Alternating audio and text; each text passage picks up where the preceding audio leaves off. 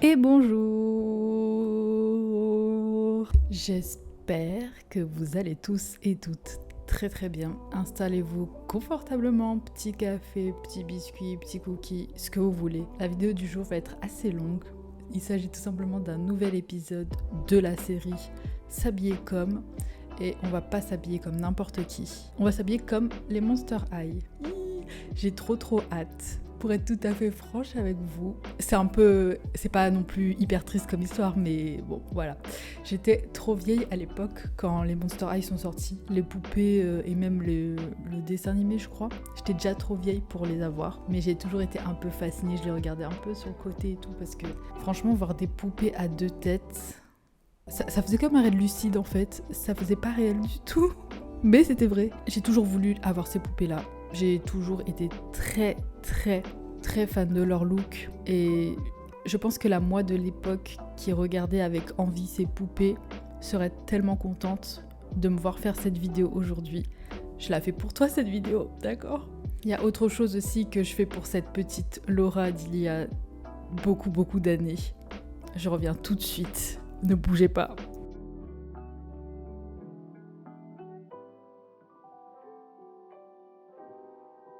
Bien évidemment, en premier, on a Draculaura de la collection, je sais pas du tout. C'est la 3e génération, hein, parce que c'est celles qui sont sorties le plus récemment.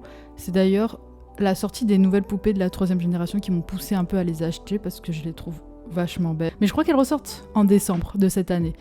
Ou dans pas longtemps. Restez connectés si vous aimez les poupées Monster High, que vous voulez les générations 1. Elles vont sortir dans pas longtemps.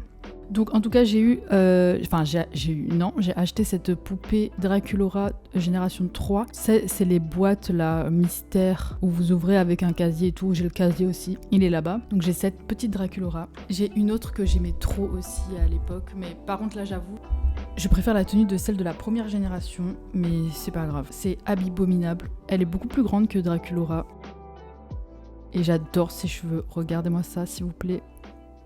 Ils sont magnifiques. Voilà, il y a beaucoup de petits détails que j'aime bien. Enfin bref, je voulais ces poupées. Et je pense que j'ai pas fini ma collection de toute façon, parce que j'en ai que 3. Attention pour la 3e, restez bien accrochés à votre siège, parce que là, c'est fou ce qui se passe.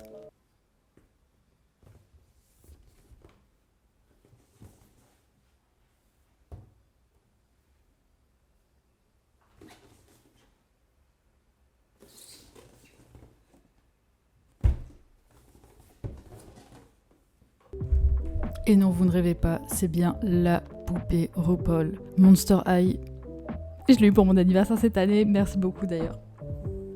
Je suis trop contente de l'avoir, je l'ai carrément laissée dans sa boîte d'origine parce que je veux pas qu'elle soit abîmée, qu'elle ait un grain de poussière. Elle est à côté de mon bureau, tous les jours je la vois. Je suis un peu émue pour tout vous dire. Je suis trop contente parce que j'adore Drag Race, j'adore RuPaul et j'adore les Monster High. C'est plus un secret maintenant. En tout cas, voilà. On n'est pas ici pour montrer ma collection ou pour acheter des poupées. On est ici pour s'habiller comme elles. C'est encore mieux. Pour cette vidéo, j'ai décidé de me consacrer à 6 Monster High les plus connus. Donc, à savoir Draculaura, Cléo, Claudine, Ghoulia, Laguna et Frankie. Donc, je vais faire les 6 et je vais faire 2 tenues par Monster High, comme pour les Winx en fait. Et je pense que ça va déjà être très long, donc j'ai pas voulu en faire plus. Mais pourquoi pas faire une partie 2, parce que là, pour le coup, il y a vraiment beaucoup de Monster High. Et j'adore Scara Scream, j'adore Abominable, et elles sont pas dans cette vidéo. Donc pourquoi pas faire une partie 2. Déjà, faisons la partie 1 pour commencer. Donc je vais faire comme d'habitude. Détail de la personnalité, détail des tenues qu'on retrouve, et puis les 2 looks. Petit spoiler, franchement j'ai appris beaucoup de choses en faisant cette vidéo, en faisant mes recherches en termes de personnages, de personnalité et tout. Vraiment, je connaissais rien du tout des Monster High. J'ai vraiment appris beaucoup de choses. D'ailleurs, j'avais fait un réel sur Instagram de Monster High. Rassurez-vous, je vais pas recopier exactement les mêmes looks parce que je trouve que ça fait pas de sens. Mais voilà, juste pour vous dire, si vous êtes plutôt content de mon travail, allez voir TikTok, allez voir Insta, parce que là-bas, je poste beaucoup plus régulièrement que sur YouTube, logique. Je poste beaucoup de looks, donc si vous êtes intéressé, eh ben, qu'attendez-vous pour vous abonner? D'ailleurs, je vous invite à vous abonner à cette chaîne YouTube, évidemment. Et n'hésitez pas à me dire en commentaire déjà qui est votre Monster High préféré. N'hésitez surtout pas aussi à me faire vos suggestions pour la prochaine vidéo s'habiller comme. Je suis pas juste concentrée sur les dessins animés, je fais animé, je fais série, je fais tout. Donc n'hésitez pas à me dire ce que vous voudriez voir. Je prends, je suis preneuse, je note et je fais, j'exécute. Sur ce, on va pas plus perdre de temps que ça, sachant qu'on en a déjà perdu beaucoup et que cette vidéo va être extrêmement longue. On va commencer par Draculaura. Alors Draculaura, moi je ne savais pas, mais elle est adoptée. Elle a été adoptée par Dracula. Bon, l'histoire courte, c'est qu'elle était malade et qu'on l'a transformée en vampire pour qu'elle vive à tout jamais. On va pas épiloguer sur son histoire, on va pas lui faire une biographie. C'est un vampire végétarien, donc elle boit pas de sang. Ça m'a fait beaucoup rire cette information. Elle est décrite comme gentille, douce, naïve et très énergique. En termes de palette de couleurs, parce qu'on va surtout parler en palette de couleurs ici, comme un peu de tout ce qui est dessin animé, c'était pareil pour les Wings, c'était beaucoup de palettes de couleurs. Elle, logique, c'est rose, noir et blanc. Sa peau même est rose, donc ça prouve. Ses cheveux sont roses et noirs, donc ça prouve. Et elle met beaucoup de petits détails blancs aussi, des petites dentelles. Ça se voit que c'est un look un peu Lolita, je trouve, un peu cute, hein, avec les petites dentelles, les petits nœuds, les petites jupes qui sont en layer et qui font un peu l'effet bombé, un peu comme les coquettes Lolita, quoi. Du coup, pour le premier look de Draculaura, je suis partie sur un t-shirt à manches longues, col roulé, blanc, mon corset rose en satin pour ajouter un peu de matière et je suis partie sur une jupe patineuse. J'ai rajouté des petites chaussettes à froufrou pour le côté mignon et des sandales noires à plateforme. Les Monster High, c'est que des chaussures à plateforme, donc il y aura que ça dans cette vidéo pratiquement. Donc ça me ravit parce que j'ai pratiquement que ça. J'ai rajouté comme accessoire. Je ne l'ai pas fait pour toutes les Monster High, sachez-le, j'ai pas ajouté des accessoires pour toutes les Monster High, mais pour elle j'ai rajouté une petite ombrelle que j'avais achetée quand j'étais en voyage à Malte. Je trouve que ça complète un peu le look et on reconnaît bien le personnage de Draculaura. Les couleurs sont respectées, l'énergie de la tenue avec le corset qui fait un peu ancien, la petite ombrelle, les froufrous des chaussettes. On reconnaît là bien le style de Draculaura avec un petit peu de layering grâce au t-shirt col roulé blanc en dessous. Pour sa deuxième tenue, je suis partie sur à peu près le même schéma, donc à savoir un top à manches longues col roulé noir cette fois-ci, et j'ai pris une petite robe rose baby doll toute mignonne avec des petits volants. Je trouve que ça rajoute un peu le côté cute, un peu le côté Lolita de Draculaura. J'ai mis aussi des collants à dentelle pour le côté mignon encore une fois. En chaussures, j'ai mis des mocassins noirs brillantes pour un peu faire un effet de matière différente. Et pour compléter un peu la tenue, j'ai rajouté une ceinture noire au niveau de la robe pour accentuer le côté mignon, le côté baby doll de la robe. Et comme j'ai pas vraiment de nœuds, je pense que ça remplace un peu les nœuds qu'elle peut avoir sur ses tenues. Et j'ai rajouté aussi les bretelles de mon corset de la tenue précédente autour de la cuisse et autour du cou. Voilà pour Draculaura. Je sais pas ce que vous en avez pensé, moi j'aime beaucoup et je trouve qu'on retrouve vraiment l'essence de Draculaura et le côté mignon du personnage. Je suis trop fière de ce que j'ai fait. Ensuite, on va passer à Claudine Wolf, la meilleure amie de Draculaura et la sœur du copain de Draculaura. Claudine Wolf, du coup, c'est un loup-garou qui est issue d'une famille très nombreuse, visiblement. Elle est décrite comme confiante, féroce, énergique et très sportive. Vraiment, le mot sportif, c'est ce qui revient le plus la concernant. En termes de tenue et de palette de couleurs, on est sur beaucoup de mauve, de violet, de texture, enfin de motifs plutôt animal. Et surtout, ce que j'ai remarqué, c'est beaucoup de paillettes, beaucoup de brillance dans les tenues. Et il y a beaucoup de matière aussi, des résis, des fourrures. Et ça va aussi avec les paillettes qui sont un peu de la texture en soi. Elle est aussi considérée comme la fashion un peu du groupe. Elle a un peu cette vibe, je trouve, de main character et de mean girl dans son look. Enfin, c'est ce que je constate personnellement. Dites-moi ce que vous en pensez d'ailleurs. Pour la première tenue que j'ai choisie pour Claudine, j'ai mis une jupe mauve crayon avec une fente sur le côté, avec un haut. Mon Dieu, vous savez pas à quel point j'adore ce haut. J'ai hâte qu'on soit en automne-hiver pour le porter tous les jours. C'est un haut avec les manches qui tombent comme j'aime. Il est un peu froncé, il est un peu brillant. Il est pas satiné mais presque. J'adore. Donc je l'ai pas mis dans la jupe parce que je trouve que ça rend mieux comme ça. Ça allonge le buste et j'aime bien des fois allonger le buste, pourquoi pas. Et je lui ai ornée d'une ceinture, la même que sur la deuxième tenue de Draculaura. J'ai mis des escarpins noirs pour le côté un peu mature de la tenue, le côté un peu femme. Vous voyez ce que je veux dire ou pas? Et la palette de couleurs, elle est respectée avec le mauve de la jupe, parce que sur la tenue principale de Claudine, elle a une jupe mauve aussi. Donc voilà, une tenue plutôt simple, mais qui fait l'effet escompté, je trouve. Et pour sa deuxième tenue, là, je me suis un peu éloignée de la palette de couleurs et rapprochée des matières et textures qu'on peut retrouver dans ces tenues, avec ce petit haut léopard rouge. Une petite jupe short très près du corps pour marquer un peu la taille et la silhouette. J'ai mis mes grosses bottes à plateforme. Ça fait très cette dark féminine énergie qu'on peut retrouver chez Claudine aussi. Et en option, pour habiller la tenue, j'ai opté pour ce petit gilet avec de la fourrure noire au niveau du col. Voilà, je trouve que ça ressemble un peu à sa tenue de base, mais un peu remixé, on va dire. Je trouve que pour Claudine aussi, le pari est réussi. À ma foi, dites-moi ce que vous en pensez. Vous avez le droit de ne pas être d'accord avec ce que j'ai choisi. D'ailleurs, au passage, c'est un peu moi, mon interprétation que je me fais des personnages de la série que je ne connais pas plus que ça finalement. Je tiens à préciser. Alors, pour continuer, on va passer à Frankie Stein, je sais pas comment on prononce. Frankie Stein, c'est la fille de Frankenstein, le monstre qu'on connaît tous.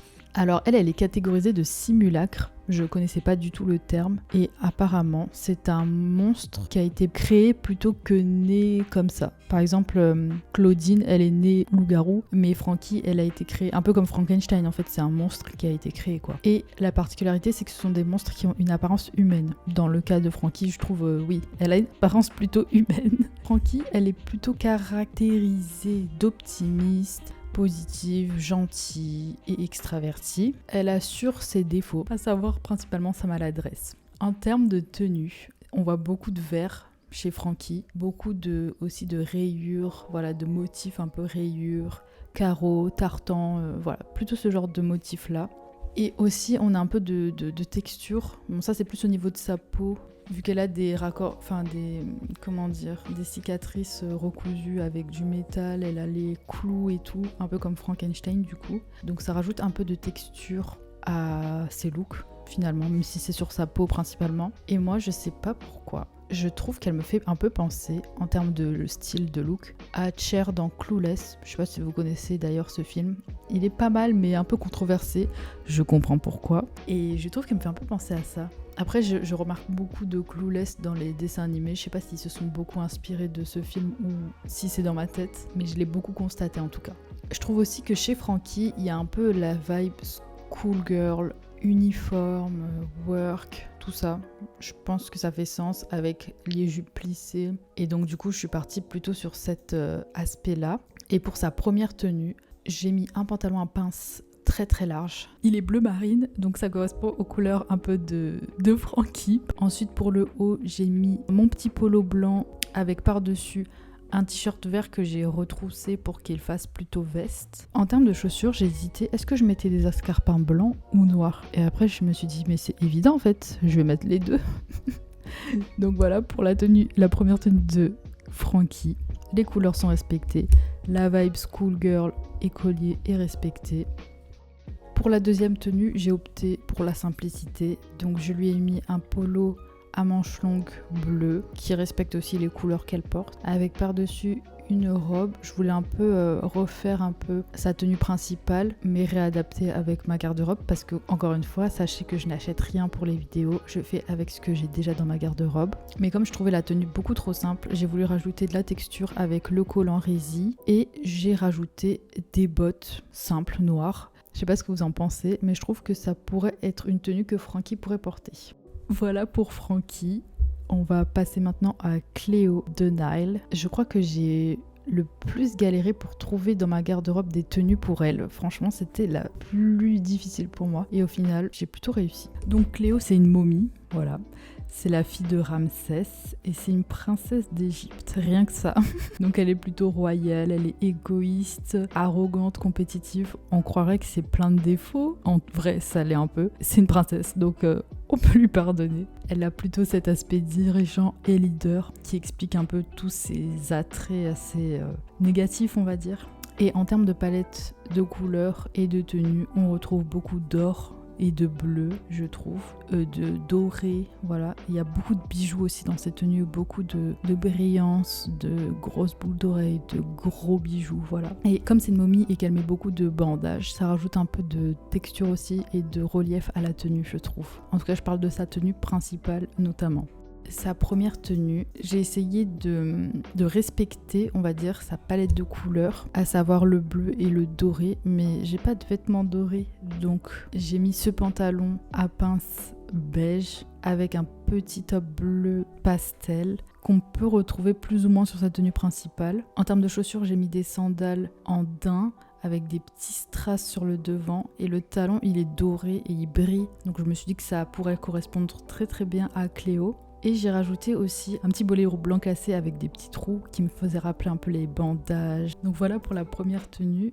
Et la deuxième tenue, je voulais partir sur quelque chose de plus, entre guillemets, royal, vu que c'est une princesse. Donc je suis partie sur cette robe maxi bleue que j'ai ornée d'une ceinture dorée pour ajouter ce côté maximaliste de bijoux et ce côté royal. J'ai rajouté des escarpins blancs, pareil avec un talon qui brille et des petites strass sur la chaussure pour rajouter encore cet effet brillant, cet effet maximaliste. J'ai rajouté un petit boléro court blanc par-dessus, encore une fois, pour l'aspect bandage, l'aspect momie. Et j'ai un petit foulard aussi très maximaliste en satin aussi pour ajouter un peu ce côté royal, ce côté expensive, si vous voyez.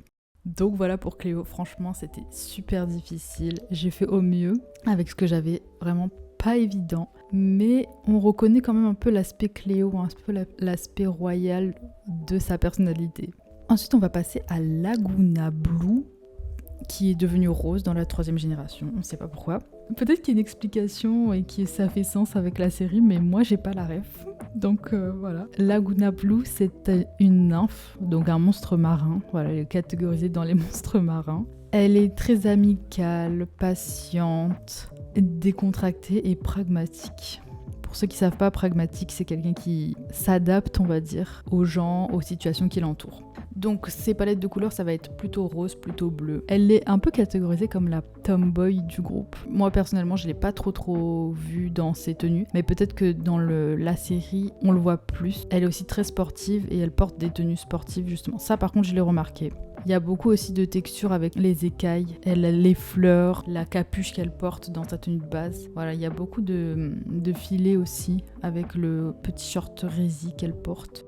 Donc en termes de première tenue, je suis partie sur quelque chose de un peu beachwear, quelque chose que je porterais à la plage personnellement, mais que je verrais Laguna porter, parce que ça fait un peu sens. Monstre marin, on se comprend, n'est-ce pas? Donc là je suis partie sur le même top que j'ai pris pour la première tenue de Cléo. J'ai mis un petit short cycliste noir pour l'aspect sportif, on va dire. En chaussures, j'ai mis mes savates à plateforme avec la texture léopard pour ajouter justement de la texture. Et pour les matières, pour un peu casser l'aspect coton de la tenue, j'ai rajouté cette chemise oversized en satin qui est assez colorée rose, un peu de bleu, un peu de doré. Ça représente, je sais pas si je vous l'avais dit ou si on l'a déjà vu cette chemise, mais elle représente les scènes de l'animé Sakura chasseuse de cartes. J'adore. J'étais trop fan quand j'étais petite, c'est pas le sujet. Donc voilà pour la première tenue, un peu beachwear.